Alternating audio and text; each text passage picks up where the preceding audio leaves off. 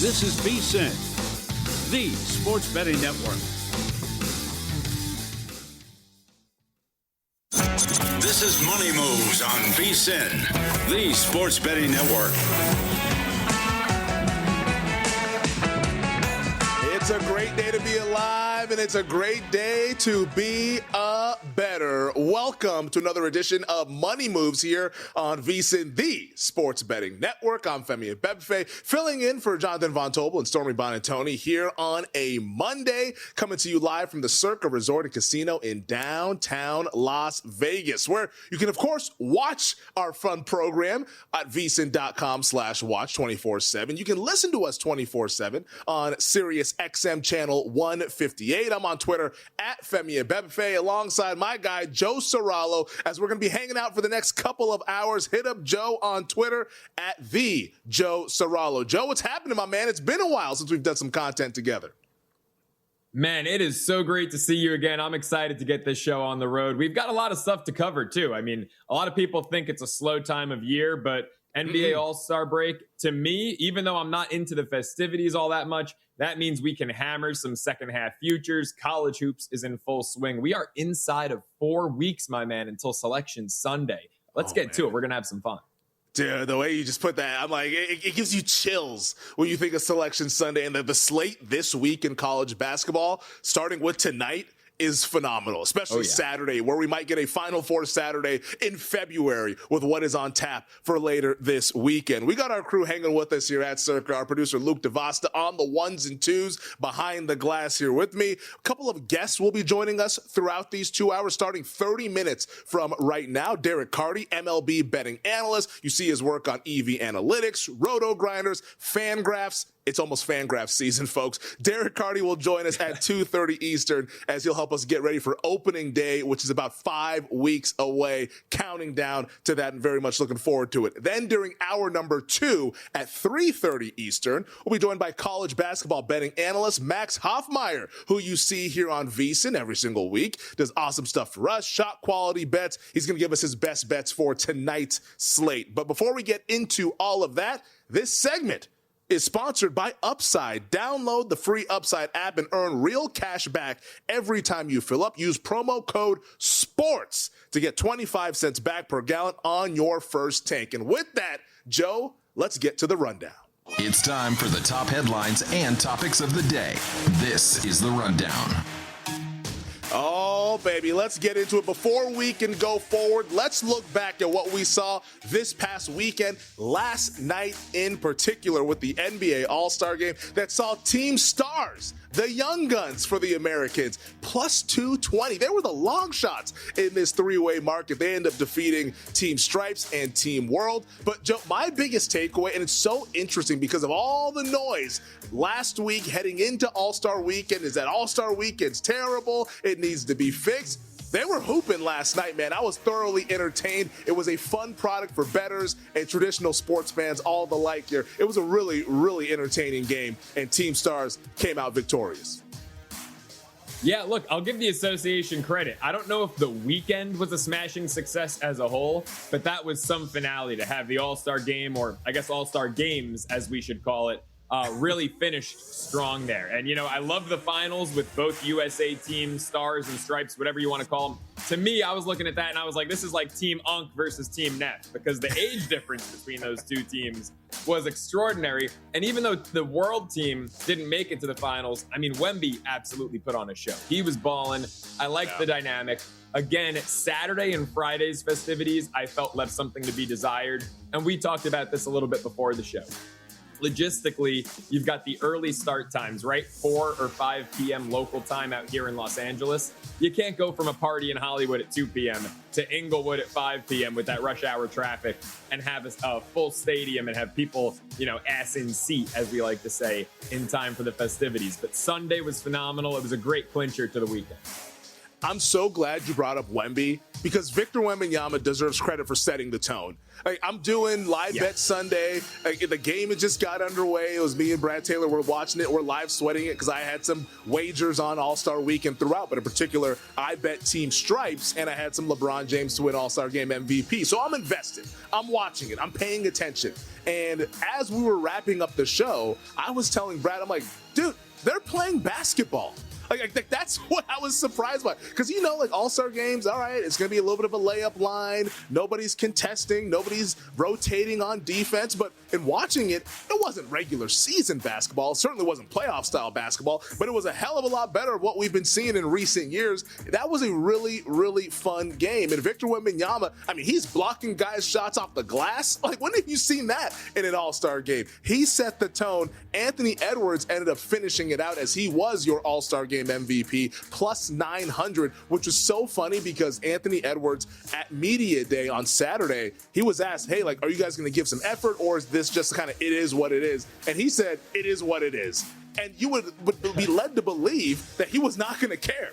But once they got in between those lines and he saw the way Wemby was playing, he's like, all right, we got to bring our game. And it raised the level of competition for all three teams. I thought it was a really good job. The format, still a little strange, but at least we got competitive basketball, or at least what resembles competitive basketball, which I think is what we were all hoping for. So kudos to the All-Stars. Overall, I didn't have to deal with the logistics like you had to deal with out there in Southern California. So for me, the weekend was a A-OK All-Star weekend. As someone who also cashed Damian Lillard to win the three-point contest on Saturday, that was a nice sight to see. Let's keep it rolling, though, on the rundown here, Joe, as our next story that we'll be tackling all throughout the show today, this afternoon, is in the sport of football.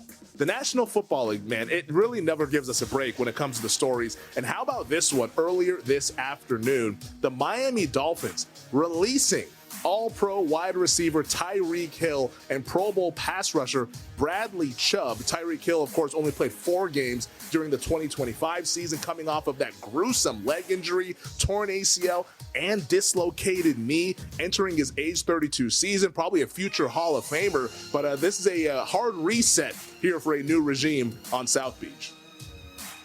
Yeah, honestly, I think it's the right move. Obviously, Tyreek, when he's healthy, I think still one of the more talented receivers in the league. Probably still a top 10, top 15 receiver. But like I prefaced that with, when healthy. And his legs are all beat up. You mentioned the various injuries he's dealing with. 32 years old. It's not going to get any easier to recover at this point in his career. I look at Tyreek Hill, and I'm wondering, is a reunion with Kansas City inevitable? Does he take a cheap deal? The guy's already made his millions. Does he take a cheap deal and go back to that receiving corps, mentor Xavier Worthy, work alongside Rashee Rice? Is that inevitable for Tyreek Hill? For the Dolphins, look, I'm just waiting for the Tua news to drop. It feels like Tua is going to be next. Then what do they do with Jalen Waddle? Can they get 2 firsts? Or do they trade him for a first and a second? If they get rid of Tua, they've got to get rid of Waddle. It could be a full teardown, full rebuild in South Beach. Yeah, Jalen Waddle was on the trade block during the deadline this past season. I know there was reports about the Buffalo Bills trying to trade for Jalen Waddle. Like, his name was being bandied about during the month of November during that trade deadline. So I think Waddle's a guy that for sure we need to keep our eyes on this offseason. But Tua definitely is the biggest piece of this. Sounds like, according to reports, they would like to trade Tua. I'm not so sure who's trading for that contract. So it's like, you need to, like, we can all want things, but you also need, it takes 2 to tango. You need a dance partner here. We'll see if the Miami Dolphins can find one. I'm more on the pessimistic side, unless they're willing to eat some of that money. This might be a Russell Wilson situation where they're just going to take that insane dead cap hit. And we've seen teams like the Broncos be able to overcome it. So it's not that it's impossible, but it does put you up against it a little bit. But because they have a new regime, and I think this is where it's fascinating from a betting standpoint here, Joe. New general manager John Eric Sullivan comes over from Green Bay. He brings with him former Packers defensive coordinator Jeff Hafley. Clearly, these guys are rebuilding. They have cleared up $56 million in cap space with just today's moves. Tyreek Hill, Bradley Chubb, Nick Westbrook-Ikhine, James Daniels. Like, they've been cutting everyone that is on the hook for a lot of money here. What do you think the Miami Dolphins win total will open up? Because we're going to get win totals coming probably in a couple of months here. are we talking 4.5? Like, this could be one of the lowest win totals this season, because when you look at the odds to win the Super Bowl, they're in that 200 to plus to 1 range to win the Super Bowl next season. I mean, we have to see the schedule released, right? It doesn't help that because the Jets are in that division, they don't have the luxury of a last place schedule, right? So they're going to be playing a third place schedule. That means that they're going to have, Indianapolis on there. They're going to have Cincinnati on there. So it's not going to be the friendliest schedule for Miami. I mean, we have to see how the offseason plays out, what they do in the draft, if they use that cap space to finally give Tua an offensive line, because that's been a big downfall of theirs in recent years. But my goodness, I can't see them winning more than 5-6 games maximum next year. Yeah, and like, who's going to be the quarterback if they do indeed part ways with Tua? People have talked about Malik Willis since he was in Green Bay, and he showed some signs of nice development over the last couple of years under Matt LaFleur and that Packers staff. But I think it's going to be a first of many rebuilding years here for the Miami Dolphins. Real quick, also on the rundown for today's show, Major League Baseball futures betting as we inch closer and closer to opening day. Our VSiN baseball betting guide coming out tomorrow. We will hit Major League Baseball. Joe, I'm sure you got some stuff. I have yet to place any bets on Major League Baseball, but maybe you got something in the hopper.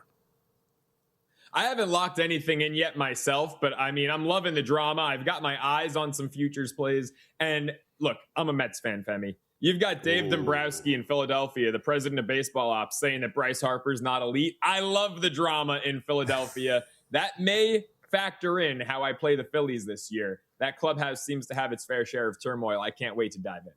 The ever so interesting NL East is where Joe is paying attention with his beloved Mets. This segment of Money Moves sponsored once again by Upside. Turn your gas purchases into real cash back with the free Upside app. Download Upside now and use promo code SPORTS. You want to get that 25 cents off. We are just getting started here on a Monday, a President's Day. Those of you who are off work, thanks for hanging out with us here on VSiN, the Sports Betting Network. We will start to tackle the college basketball slate when we come back here on Money Moves. It's Femi Abebefe and Joe Ceraulo.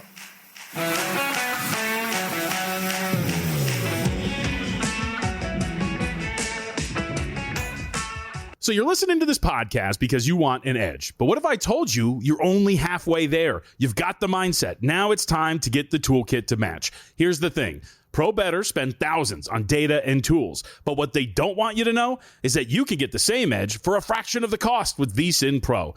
VSiN Pro gives you access to expert picks, public betting data, prop projections, powerful tools, analytics, and more. Just tap the link in the description and see why thousands of bettors are already using VSiN Pro to cash more bets.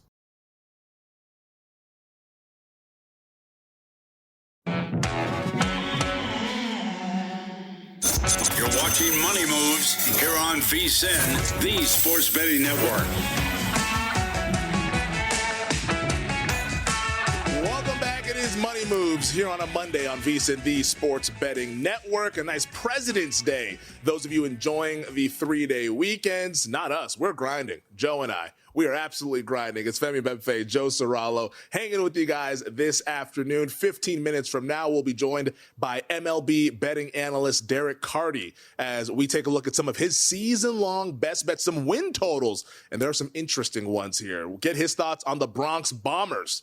Will the Yankees outperform expectations? Find out coming up in the next segment. But Joe, I figured we should talk a little college basketball because last night, as we're, winding down from the weekend, having some dinner, or maybe some of you out there are maybe hanging out since it's a 3-day weekend, we got the news that Kansas State has fired men's basketball coach Jerome Tang for cause, which is the interesting caveat there. But Jerome Tang has been fired by the Kansas State Wildcats. Of course, Tang had the rant that went viral this past week, talking about his team and their lack of effort and how they've been getting blown out in games and why he feels like none of those guys would return in 2026, 2027. Well, he's not returning next season because Jerome Tang is no longer the coach of Kansas State basketball. And Kansas State put out a statement saying that recent public comments and conduct, in addition to the program's overall direction, have not aligned with K-State's standards for supporting student athletes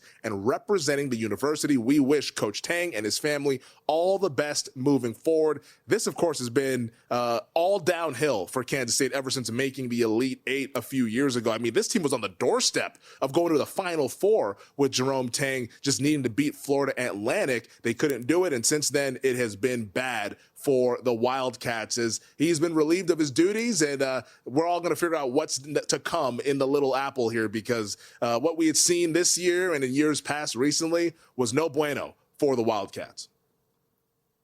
Yeah, I mean, you mentioned him getting fired for cause. I would say losing by 30 at home to a very mediocre Cincinnati team is all the cause they needed in Manhattan. I mean, this season's been an absolute dumpster fire. And I'm glad you brought up the fact that they were in the Elite Eight just a few years ago. This is a team that's had a few deep tournament runs to the Elite Eight, to the Sweet 16 in the past decade. Basketball has been something that they've prided themselves in out there in the Little Apple in Manhattan, Kansas. And this season's been a total disgrace. You look at especially their home games, right? Because that's when you should have a major advantage, especially in college athletics, more so than professional. Mm-hmm. Losing at home by 34 to Iowa State, by 30 to Cincinnati. You have your rival Kansas come in and they whoop you on your home court by 24. Even UCF coming out of there with like a 10-point win. This team, it's not that they're just losing games. They're not even putting up a fight. And so I understand the frustration boiling over, but the comments that Tang made were just out of line. You're essentially, giving your kids, your athletes, no reason to go out there and fight, saying that they're not going to be back next year. That is a bizarre indictment of himself and his program and the ship that he is supposed to be running. So I don't blame Kansas State at all for making this decision. That is the last thing you want to hear, the last kind of rant I can imagine a head coach giving at the university level. Yeah, and he said he had no answers. The minute you admit that, it's probably time to go. If you don't have the answers, you're the guy that's supposed to have the answers. If you don't have them and you can't find them, it's probably time to get up on out of here. But I think the more so than the comments, just the general direction in which this program was going, I think is why Jerome Tang ultimately got his walking papers, because 2023 was when they made it to the Elite Eight. 2024, they go 19-15. Last year, they go 16-17. And this year, they're 10-15. How many more years do we need to see before we just realize you're not the guy? Even though you took us onto the doorstep of the Final Four, you're just no longer the guy, whether it's not being able to adapt to the transfer portal or NIL or whatever it is. It's just not clicking for Jerome Tang and this Kansas State team. And the press conference ended up being the cherry on top of the sundae, because when you embarrass everyone out there, the athletic director, the university, that's when people really start to take notice. If he didn't say that, I honestly think he would be employed right now if he didn't go on that rant. I think he would be employed. I think he would finish out the year, and they would probably make a decision at the end of the season. But because he had that viral moment and clearly lost composure and just was letting it fly to the media, they said, you know what? We can't wait. We got to make this decision now, which I will say this, though, Joe. Saturday against Houston, I was on the Wildcats. I took the 23. We caught the falling knife from the sky. We caught it, and we came out unscathed. I just wanted to bet them because I felt the betting market was going a little bit too far, and it was the perfect spot to bet Kansas State, and honestly the perfect spot to fade Houston with what's coming up on deck tonight. The Cougars got the win, but they did not get to the window. It was the Wildcats, every man a Wildcat, that got home for us on Saturday against the Houston Cougars. I love it, man. It was a great angle for you to take. And, sometimes you have to look at these numbers and say Houston is the dominant team. Houston is clearly the better team. That's just a ridiculous number. And I think that's a case of that, you were able to fortunately capitalize on. We might have another case of that tonight. We talk about the top 6 matchup, Houston, Iowa State, that I can't wait to dive into. Mm-hmm. But Duke, Syracuse might be another case of the number just being ridiculous, hovering around 19 and a hook, 20 and a hook. When you get into that 3-touchdown territory, sometimes it's like, forget who the better team is. That's a no-brainer, but this number is wild.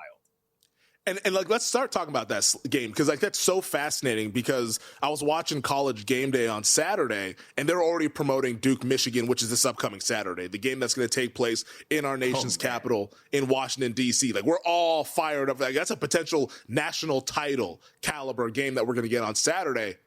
I mean, you don't think the Duke Blue Devils are kind of looking ahead to that? You don't think these young kids are sort of looking ahead here's what's to come on Saturday? Much more excited about this game against Michigan than they are locked in for this game at home against the Syracuse team that's nothing to write home about?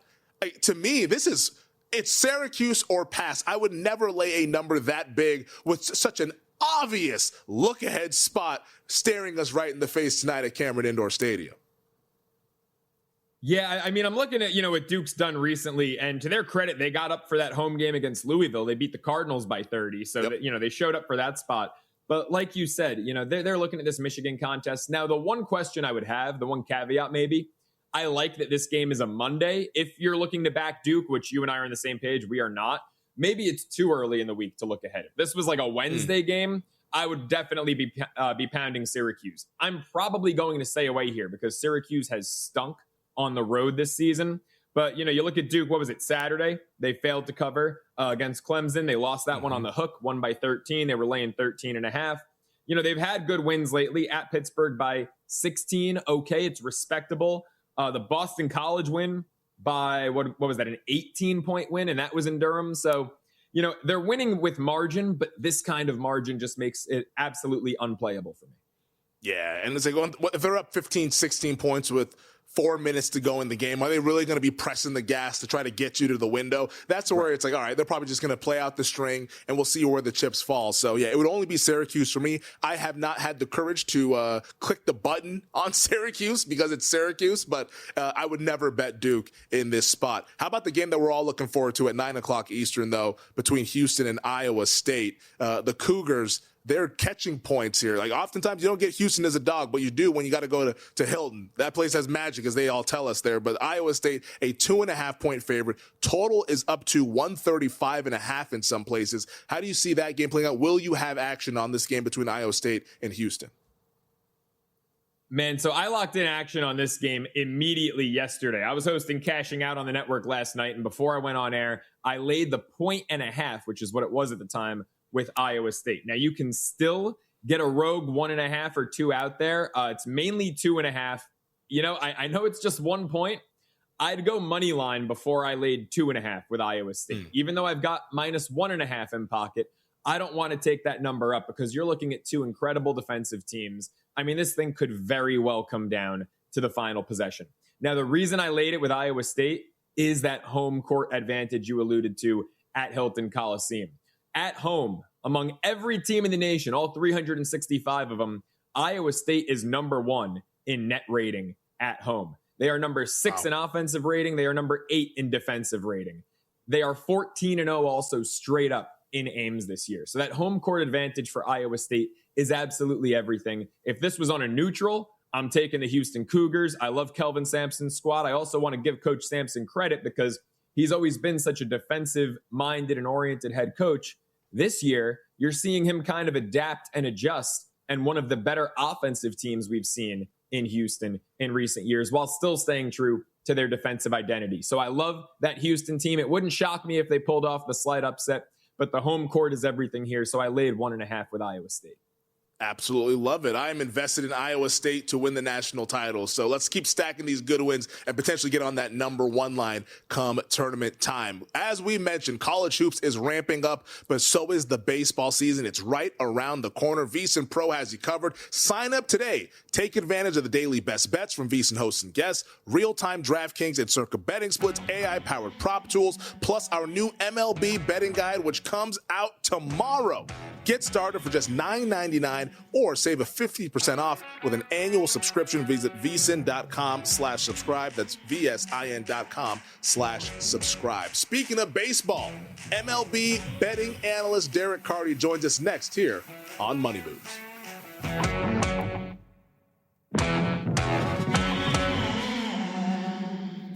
You're watching Money Moves here on VSiN, the sports betting network.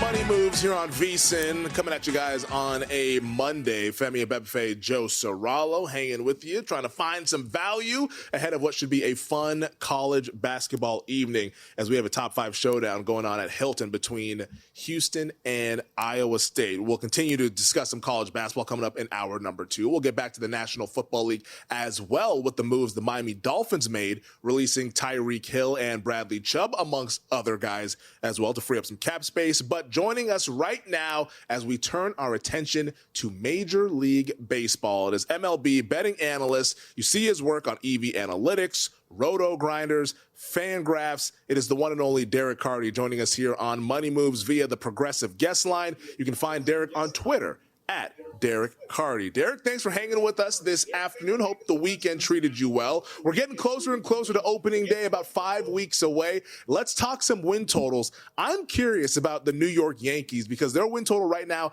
91.5. They weren't as big of players in free agency as maybe their fans might have wanted to be. Everybody wants to compete with the Dodgers. That's what everyone wants to do. How do you see this Yankees team playing this year, and is there value on the over or the under with their win total sitting at 91.5? Yeah, I'm definitely seeing value on the under here. They're not the Dodgers by any stretch of the imagination, but the Yankees always have that luster around them where the public wants to bet on the Yankees. The public wants the Yankees to be good. The public thinks the Yankees are good, and they are good, but they're not quite that good. My projection system, the Bad X, has them projected for about 89.5 wins. So there's probably a small amount of value on the under for them. Hey, Derek, let's stick in that division. I'm really intrigued by the Baltimore Orioles, and plus 475 to win the division has my attention. Obviously, back in 2024, they were in first place into late August before the Yankees took it from them in the final 6 weeks. I look at this lineup. They can absolutely mash. I have questions about the pitching staff. What is your favorite way to look at and approach this Orioles team in 2026? Yeah, I think the Orioles to make the playoffs looks like a pretty solid bet right now. You can find it around even money, depending on what book you're at. I have them projected to make it over 60% of the time. So this is definitely a good spot. This whole division, because I think the Yankees are a little bit overrated, it just projects very close together without a clear favorite, without a clear least favorite. And so especially the top four teams, they all project very similarly. And so if you're going to give me better odds on a team like the Orioles, then I'll take my bet on the Orioles rather than the Yankees. Yeah, I mean, it's so interesting with this Baltimore Orioles team. This time last year, people couldn't get enough of them. Everyone expected them to be the team that maybe wins the American League. They missed the playoffs entirely. Regression for a lot of those guys in the young lineup. Gunnar Henderson, we had him on a milk carton at points last year. We're all wondering what had happened to him. Feels like this could be a nice buy low spot here for the O's. This is Money Moves here on VSiN. Femi, Abebefe, Joe Ceraulo hanging out with Derek Carty, MLB betting analyst, EV Analytics, RotoGrinders, Fangraphs on Twitter at Derek Carty. So if you have the Orioles making the playoffs, then someone has to probably miss the playoffs from the American League East. This Toronto Blue Jays team, they won the pennant. They were right there, Game 7 with the Dodgers. Why do you think the Blue Jays will miss the playoffs this year after signing Dylan Cease and free agent? They lost Bo Bichette, I understand that, but they pick up Dylan Cease as another arm to add to that rotation that they have. Yeah, it's one of these clear spots where the recency bias is driving the price. The Blue Jays were really good last year, but they still performed over their head a little bit. They went really deep into the playoffs. And so everyone's going to be expecting the Blue Jays to be the best here, or at least one of the best. But if you bet them to not make the playoffs, you can get them at plus 225. Sure, they're good. But again, this whole division projects really closely together. There's only about 2 or 3 wins separating the top team and the worst team in terms of projection. And so if you're going to give me Blue Jays not to make the playoffs at plus 225, when they probably have about, probably a 70% chance, then I'm going to take that. Derek, let's shift from the AL East over to the NL East, because right now, when you look at how convoluted the top of that National League East is, the Mets, the Phillies, the Braves, all within, depending on the shop, 20 to 30 cents of each other. It is really close up there. But now we've got some turmoil in Philly. Dave Dombrowski calling out Bryce Harper, saying he's not elite. Nick Castellanos was just cut over some dugout brewskis. How do you approach this Phillies team going into 2026? Yeah, the Phillies is another one where it's similar to the Yankees, where everyone kind of thinks the Phillies are the best team in this division. They certainly have been good, but they lost quite a bit this year. They lost out on They saw Ranger Suarez leave. They lost out on Bo Bichette, who they were hoping to sign. Zach Wheeler is coming back from thoracic outlet syndrome surgery, and that is rarely something that guys come back healthy from and perform up to their usual level. So I just think the Phillies have more holes and more question marks than you'd like to see for a team whose total is at 91.5. I have them projected more like 89.5, 90. So maybe not quite enough edge to bet it, but it's certainly not a team that I'm looking to bet on either. It's funny, Joe mentioned Nick Castellanos. Nick Castellanos got picked up by the San Diego Padres, who might be America's baseball team, just from a sentiment standpoint, because we all see the big bad Dodgers. They're the new evil empire out here on the West Coast, and the Padres seem to be the team that most people feel like can give the Dodgers the best run for their money here. Well, you think the Padres might be a little bit overrated in the betting market. Why is that you want to go under on their 88.5 win total? Yeah, this is a team that won 90 games last year, and their over-under is only set at 85 here. But I'm projecting them more like 80 wins. This is not a team that I think actually has the talent that the public thinks it has. It lost Dylan Cease. They lost Yu Darvish. This pitching staff is really not good. Like easily bottom 10 starting rotation in baseball, maybe bottom 5. Outside of the top guy or two, like they are struggling. There's holes in the lineup. Their bullpen is really, really good, which I think is the one thing that's going to help them. But I just don't think they have the starting pitching to make a run at the Dodgers here or to make a run at 85.5 wins even.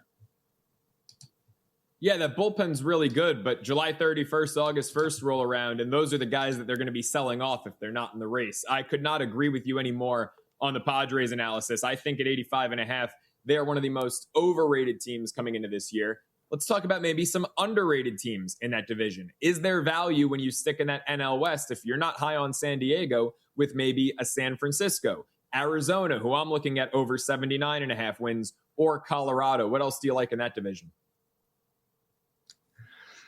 It's going to sound really gross, but I love Colorado over this year. I think the Colorado over win total is the single best bet that you can make right now. It's gross. No one wants to do it, and the books are just daring us to do it. I said the same thing last year about the White Sox. I said the same thing the year before about Oakland, coming off these really, really bad years where no one can possibly be that bad sustained for that long. Like it's a combination of they were bad and they were unlucky. I'm not saying the Rockies are good. The Rockies I would not be betting on to make the playoffs. I would not be betting on them for the World Series. But if you're going to get them at over what are they at? Like over 52.5, 53.5 wins. Like they almost have to be better than that.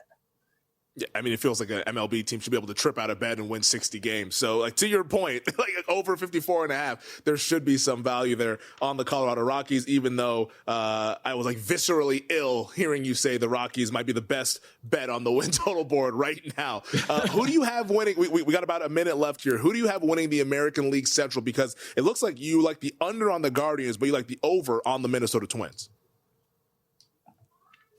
Yeah, I think the Tigers are clearly the favorite to win the division here. I'm not seeing a lot of value on them. If there is value in this division, I do think it's on the Twins. It's a team that really it's a weak division. I'm not buying into the Guardians at all. I think the under on the Guardians is the move. There's really nothing to worry about too much with KC, obviously not with the White Sox. Twins at their line, they look pretty good to me. So that would be where I see the value in the AL Central. There you go. Twins over 73.5 wins is what Derek likes here. It doesn't always have to be the feel-good bet or the one that makes you smile when you place it, but sometimes that's what you got to do to make a little bit of money betting Major League Baseball win totals. He is Derek Carty. Make sure you check out all of his work over at EV Analytics, RotoGrinders, Fangraphs on Twitter at Derek Carty. I'm sure we'll speak with you as we get closer and closer to opening day. Be well and good luck with all the bets, man. All right. Thanks so much for having me on. Awesome stuff from Derek Carty, who joined us on the Progressive Guest Line. How about that one, Joe? You signed up for the Rockies?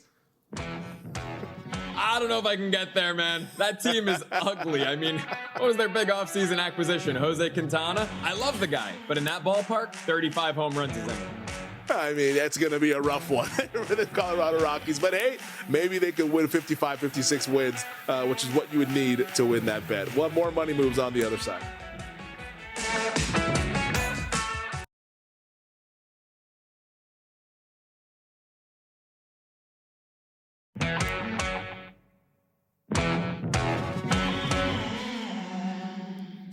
You're watching Money Moves here on VSiN, the Sports Betting Network. Welcome back. This is Money Moves. Femi, Abebefe, Joe Ceraulo hanging out with you guys on VSiN, the Sports Betting Network. Joe out in beautiful Southern California. I'm hanging out downtown Las Vegas at the Circa Resort and Casino. Absolutely love it. The book, not as high energy as it was over the weekend, which understandable. You know, President's Day, we don't have as many things to bet on, but we do have some stuff to bet on. You can bet some win totals in Major League Baseball. Kudos and thanks to our guy, Derek Carty, who joined us in the last segment. If you missed that, make sure you check it out in podcast form. Just search Money Moves wherever you get your podcast. You can catch up on that interview with Derek Carty talking all things MLB win totals. But we were discussing a little bit during the break here, Joe, the futures parlay that was all over Twitter this weekend, especially yesterday after what transpired at the AT&T Pebble Beach Pro-Am on the PGA Tour. Shout out to Colin Morikawa, who, like, honestly, shout out to him, because the last couple seasons for Colin Morikawa, not ideal. Like, it was starting to think that, hey, has this guy lost it? Did he peak? Is he just going to be like a flash in the pan? Because he's won a couple of majors. Won the PGA Championship at Harding Park during the COVID season. He won an Open Championship, champion golfer of the year, I believe, shortly thereafter. So, like, he's got some pedigree to him. But the last couple of years, he wasn't in a good place when it came to the game of golf. But he did refine that magic yesterday, winning the AT&T Pebble Beach Pro-Am. And why we're bringing that up is because this futures parlay, just 2 legs. That's all we're talking about. It's not 3-4 legs. It's just 2 legs. Shout out to Tom and Marty's, who put this one together over at DraftKings. So he put together Colin Morikawa 65-1 to win the AT&T Pebble Beach Pro-Am, parlayed with the Atlanta Falcons 80-1 to win Super Bowl 61. The payout is 5,300 to 1, just north of that, as a $10 wager would win $53,460. And now the question that a lot of people are asking, do you take the cash out option? Nobody better to answer that question than the guy hosting Cashing Out last night here on VSiN, the Sports Betting Network. The cash out, $594 on a $10 bet. You can already cash out for $594. Do you take it, or do you let that ride into the upcoming NFL season? Yeah, man. Well, look, first off, like you said, shout out to Colin Morikawa. And like David Guetta said, shout out to his family. I mean, what a weekend for Colin Morikawa. I'm not shouting out Tom and Marty unless he presses the cash out button, because that is a ridiculous parlay with the Atlanta Falcons leg. I mean, their best defensive player might be going to jail. Forget suspension. Yep. James Pierce has some serious legal issues on his hand. They mortgaged their future to move up last year in the draft and get him. They're without a first-round pick this year. I mean, the Atlanta Falcons, we don't know what their quarterback room is going to look like. We don't know what that defense, which was actually the lone bright spot on the team, maybe the defense plus Bijan Robinson. We don't know what that's going to look like. I mean, in that division, can they maybe squeak into the playoffs? Sure, it's certainly realistic, although I think Tampa had a down year and will be back atop the division next year. But to have the Atlanta Falcons to win the Super Bowl as part of a parlay is nuts. I'll shout out Tom and Marty if and when he presses that cash out button. Yeah, and that's the thing, because also I did love the David Guetta reference, by the way, which for those of you who are listening and watching, look up David Guetta and shout out to his family. It's as ridiculous as you would think it is, probably even more. But I think, so here's where I would be if I was Tom and Marty. I'm not pressing the cash out button today. I'm not doing it because there's still so much time between now and the start of the season, like week 1. You know, like they could go 1-0 or 0-1 in week one. It's not going to really impact much of their Super Bowl odds unless they were to make some sort of trade during free agency or anything like that. But all of that can only help you because I don't think there's a move out there that's going to hurt the Atlanta Falcons other than, I guess, maybe James Pierce going to jail, as you mentioned. Because like we all know that like Michael Penix Jr. is rehabbing from the ACL. That's baked into the number. The Kirk Cousins is likely not going to be on the team. That's baked. It's like we all kind of understand what's happening here. There's a chance, though, that maybe with a new regime, they go out there, they're a little bit aggressive. Maybe there's some optimism around the Atlanta Falcons. Matt Ryan now, the president of football, I believe is like the exact title, which is one hell of a title. I have never been the president of insert anything here. President of football is like one hell of a title for Matt Ryan, their beloved son down there in the ATL. I would at least wait. Let's also see what the schedule looks like, too. Like, that's another important part of this offseason. That schedule is not coming out until May. If they have a schedule that, like, I don't know who their opponents are going to be, but, like, let's just say they get Miami week 1. They get the Jets week 3, and some other teams where it looks like the Falcons can get off to a hot start. That could be how you map this thing out to where say, hey, I'm going to cash out on October 1st as opposed to June 1st. So there's still a lot at play here. I would not cash out. I say kudos on the bet, Tom and Marty's. I also hope you had Morikawa just outright because 65-1, I'm sure you would love to have cashed that yesterday as opposed to having to sweat this out and wait this all the way until this time next year. But I would wait at least for a couple of more tentpole events to happen on the NFL calendar before I cashed out here because maybe, just maybe, there's some improvement here and the cash out jumps to $700 or $800 as we make our way throughout the NFL offseason. You know, Femi, it's funny you mentioned the Dolphins and the Jets because Atlanta, I believe, this past year they played the AFC East. And so they don't I get think that if benefit. they beat the Jets, they might have won the division. Like they were eliminated from the playoffs the first or second week of December because they lost to the Jets. I think if they won that game, since they finished the year so strong, they might have won a 3-way tie. I'm looking at next year's schedule. I was going to come in here and say you're 1,000% right to your schedule point. Like if Atlanta opens the year with maybe 2 straight home games and they're against bottom feeders, their home schedule is tough. I'm looking at the Bears, the Lions, the Ravens, the Bengals, the Niners, the Chiefs, and then their division opponents. I mean, this is not going to be a friendly schedule for Atlanta this year.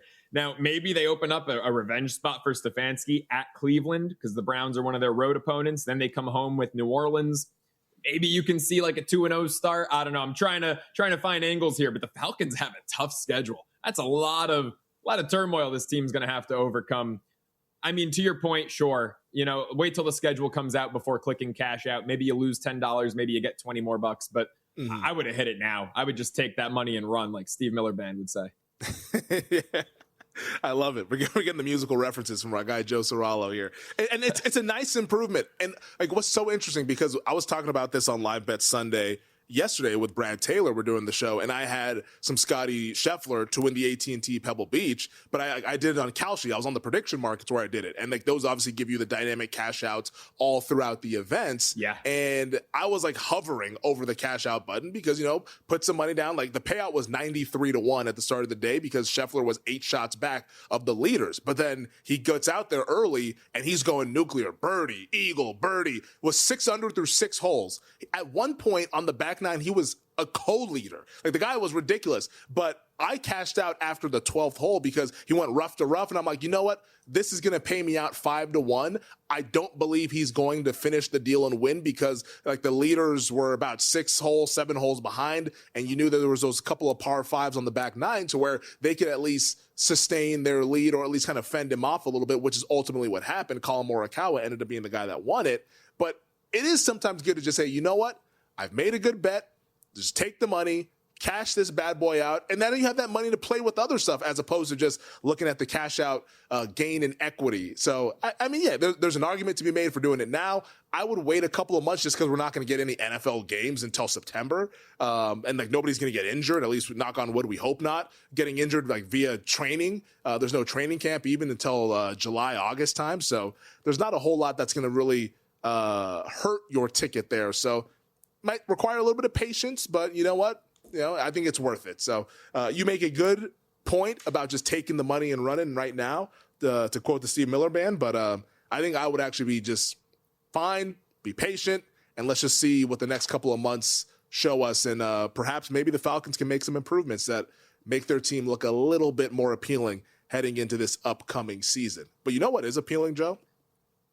Is not having to pay full price for gas. That's what's appealing. And with the free Upside app, you can earn real cash back every time you fill up. Just download Upside from the App Store or Google Play and start earning today. Use promo code SPORTS and get an extra 25 cents back per gallon on your first fill up. Drivers are saving $200 to $300 a year just buying the gas they already needed. It's simple, it's legit, and you can cash out anytime to your bank account or e-gift cards like Amazon. Download the free Upside app now and use promo code SPORTS for a limited time 25-cent per gallon bonus. Offers vary by user and location. Go to upside.com for terms and conditions. You are out there in Southern California, a lot of driving, a lot of time sitting in traffic. Buddy, my recommendation, take advantage of this Upside. Yeah, a lot of expensive gas too, although I'll tell you what, I'm staying off the roads today. You said beautiful Southern California earlier in the program. I'm looking at the street outside my apartment complex. It's a river. Pouring rain out here, and these SoCal people do not know how to drive in the rain like this New Yorker does. So I'm staying in my apartment today, Femi. I don't want to die. I'm sure all of our friends in the Northeast are playing the world's smallest violin for our buddy Joe Ceraulo, who has to deal with the rain here on February 16th. Hour number 2 coming up next here on Money Moves.